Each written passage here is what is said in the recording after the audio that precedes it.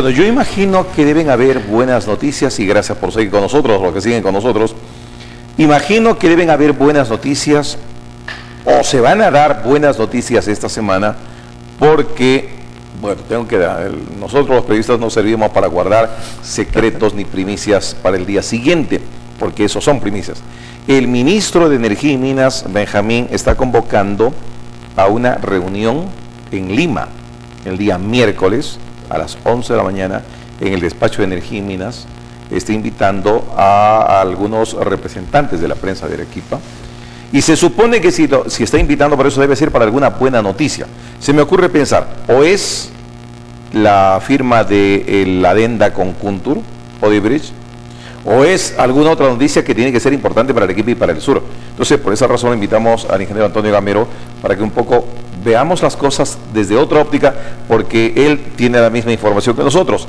El viernes han estado funcionarios de Odebrecht en Arequipa y algunas reuniones por ahí se han presentado. Ingeniero Gamero, ¿cómo está? Buenas noches. Buenas noches, Freddy, Benjamín, amigos de ATV Sur. ¿Han estado los de Odebrecht en Arequipa? Bueno, todos tenemos la misma información de que han estado en Arequipa, han estado en reuniones, que lo principal es que se hayan dado las reuniones y que significa que se está trabajando en que el proyecto... el hecho que vengan significaría que de alguna forma siguen interesados, como que de hecho como negocio tienen que estar interesados. Claro, Odebrecht creo que ya están resignados a que si hacen alguna inversión en el gasoducto andino tiene que ser con su dinero. El Estado, es decir, el gobierno ha sido bien claro, y creo que también todos coincidimos.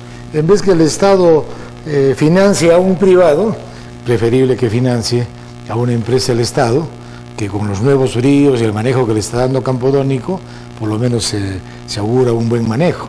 Y principalmente para traer el etano por la costa, que es lo que más le interesa a Arequipa. Y que felizmente ya pasados los meses, vemos ya que la misma población, autoridades están entendiendo de que no se contrapone para nada el gasoducto sur andino en la costa, que va a traer gas natural principalmente como combustible, y en cambio el etano que va a venir por la costa es una materia prima para producir insumos petroquímicos.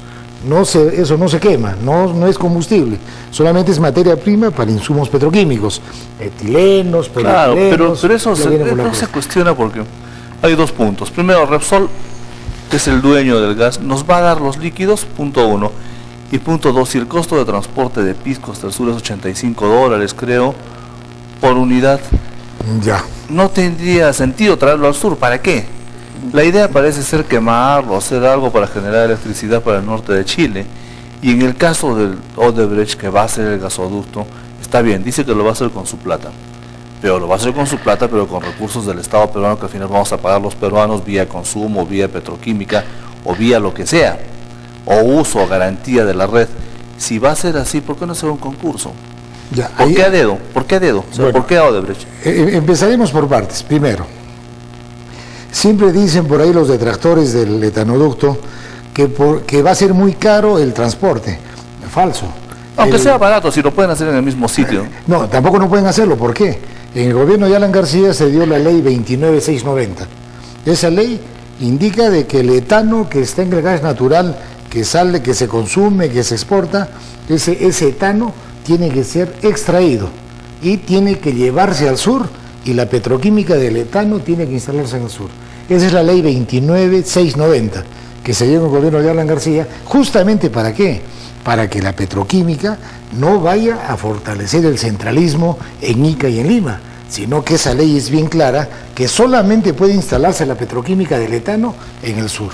Y el costo de la tarifa de transporte no es relevante en los grandes márgenes de utilidad, en la cadena de valor. El producto petroquímico del etano como materia prima es tan alto su precio que el costo del transporte no es relevante. Perdón, Freddy, pero la Virgen no está para tafetanes, pues somos un país pobre.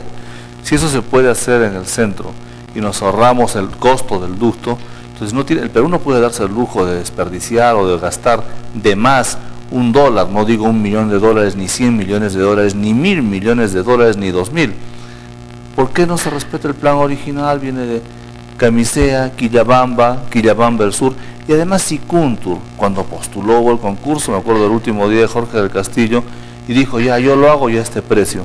Dicen que han subido el acero, mentira. El acero era bajado respecto a los precios de esa época. Digamos que hubiese subido a los precios del año pasado, 20% la suba, pero no fue 200%, 250% como quieren ahora. O sea, no tiene sentido. Sobre la primera... Perdón, ¿qué ley es?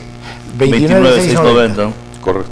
La 29, ley 29.690. Primero, por partes.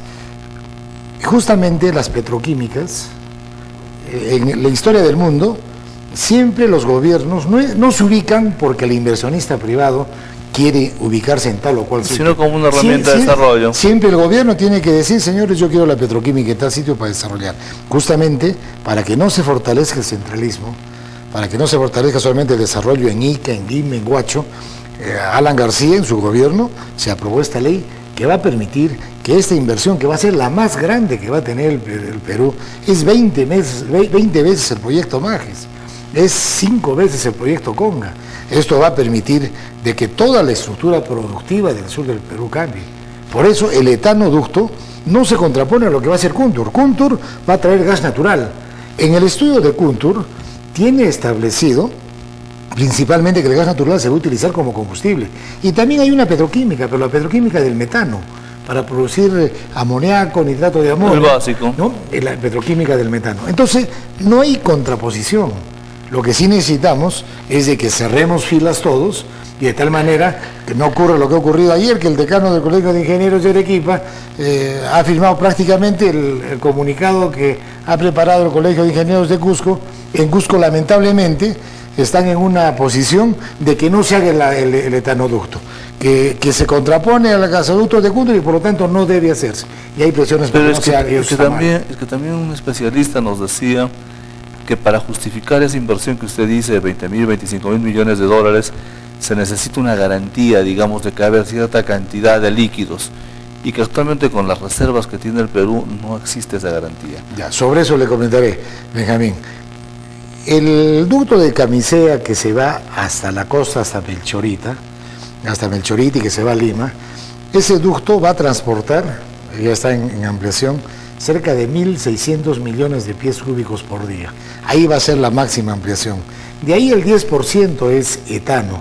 Entonces estamos hablando de más o menos 150 mil millones de pies cúbicos diarios de gas, que es más que suficiente para hacer la petroquímica del etano. Entonces el gas, el etano del lote 88 y 56 que va a venir por el de Camisea, está garantizado.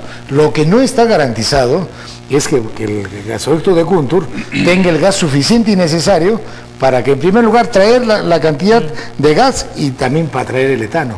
Entonces, muy a nuestro pesar todavía hay incertidumbre. El costo del transporte de gas natural hacia Arequipa más o menos sería de $3.15 por millón de BTU.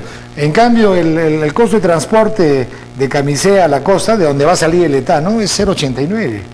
Entonces, incluso el precio del gas en boca de pozo, del que va a venir el etanoducto, es un precio regulado.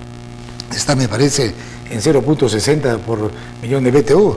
En cambio, el día que se saque el gas para traer por el gasoducto de Kuntur, no se sabe todavía cuánto costará ese gas. Estaba revisando la ley 29.690.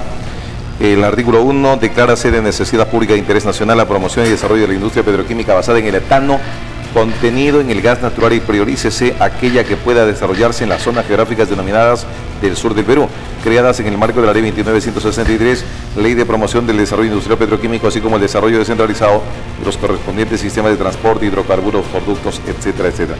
Habla de la industria petroquímica del etano. O sea, lo que habría hecho Ollanta Humala es tomar, digamos, esta base legal para anunciar, como lo viene anunciando por todos los sectores, que el ducto desde Ica hasta Hasta Hilo o Matarani es un hecho. Ahora, podría ser que el día miércoles el ministro anuncie que ya se lanza la convocatoria de licitación de repente. Claro, incluso va a ser, siempre se hablaba, no es un proyecto nuevo, porque siempre se hablaba que desde Humay, hay una zona en Ica que es Humay, donde se bifurca el ducto que se va a Melchorita y el que se va a Lima. Entonces, antes de que se bifurquen, ahí tiene que separarse el etano, de tal manera de que ya sin etano se exporte y sin etano vaya a Lima. Ingeniero Gamero, quédese un momentito, por favor, vamos a ir a un corte comercial, regresamos con el ingeniero Antonio Gamero Márquez para tratar un poco de, entre comillas, adivinar lo que podría ser los anuncios de esta semana sobre el gasoducto sur.